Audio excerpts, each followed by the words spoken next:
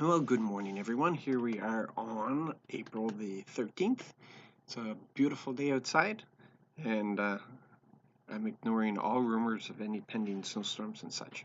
It's Montreal. It's going to be rain and away. Sorry, Karen. Um, Continuing to read through 1 Samuel, and we're at the point now where we see the real uh, difficulties that are coming up between Saul and David. We see how close David got to Saul. Um, After the defeat of Goliath, Saul wouldn't allow David to go back to his father. He kept him full-time employed on his staff as well as a soldier.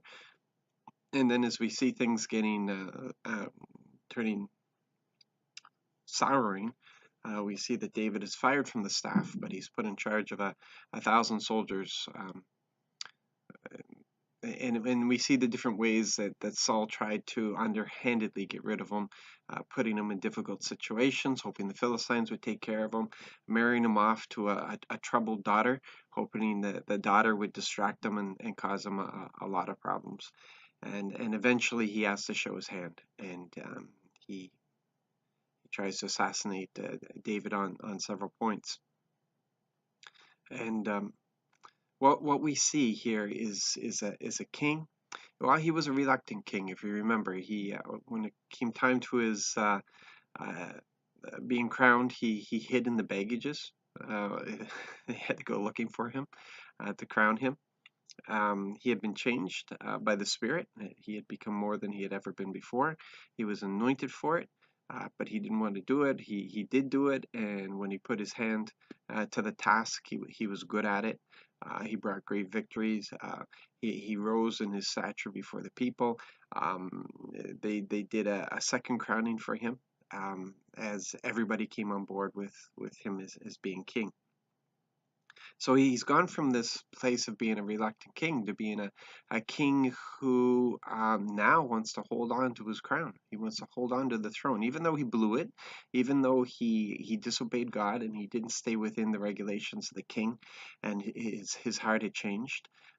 It had stopped being about Israel and had become about Saul. When Saul started, he knew it was all about protecting Israel. That was his role. That was his responsibility as king. He was the protector. He was the defender. He had the responsibility of taking the army and repelling the enemy under God's guidance and under His instruction. And now he still has that power, but he doesn't have the anointing anymore.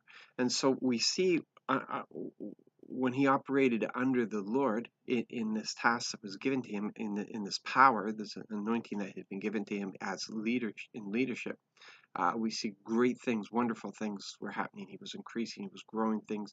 Israel was prospering, fantastic.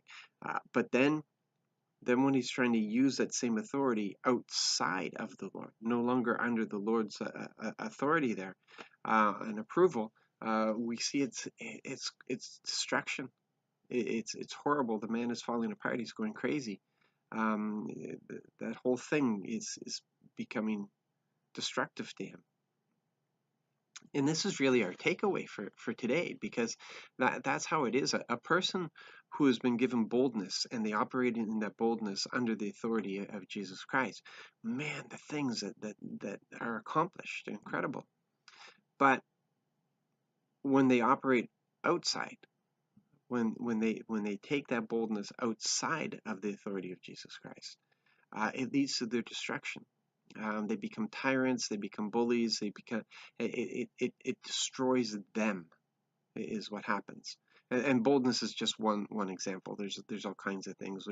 We can use finances. We can use all kinds of things that are given to us for the tasks that are given to us to enable us to complete the things that have been we've been assigned.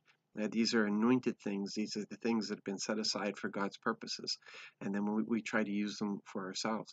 Well, I mean, you might want to use the music industry. Look at the music industry part of it.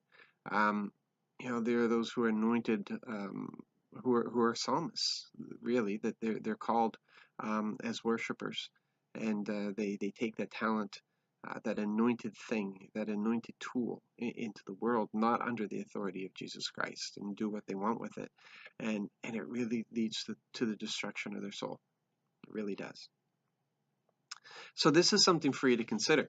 The things that have been given to us, do we keep them under the authority of Jesus Christ? If not, are we looking at things that are destroying us, destroying our family, destroying our church, destroying our community? So it's a good warning. It's a good thing to look at and consider. The best thing to do is remain in the presence. Keep growing in your relationship with the Lord and walk with Him. So you be blessed, be encouraged, and operate in that anointing today. God bless.